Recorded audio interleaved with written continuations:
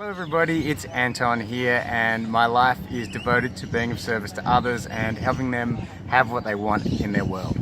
And what I want to talk to you today about is responsibility. So most of us think responsibility means it's not my fault, it's your fault, or it's not your fault, it's my fault, but it's this kind of blaming exercise. And what I'd like you to consider today is that responsibility is a magical honor and privilege that you can take advantage of in your life. So, for example, let's say I'm single and I'm looking for a relationship.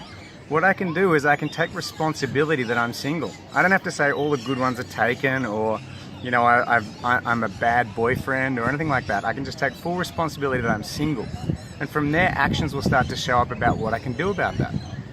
Now, you can use this everywhere. You can use it in business. You can use it if you're in an existing relationship. Let's say you're having a horrible argument with your partner and they're obviously super wrong, right? But if you suddenly go to your partner and say, look, I want to take responsibility that this is happening inside of our relationship. It's fully on me, and I'm committed that we stop, this showing up in the future. Your partner is all of a sudden going to come to you and say, wow, you're taking responsibility for that. Okay, well, maybe this is my part in it. And then what happens is people stop looking to blame each other and take full responsibility for what's going on in their world. And just stop and ponder for a moment what life would be like if we all took full responsibility.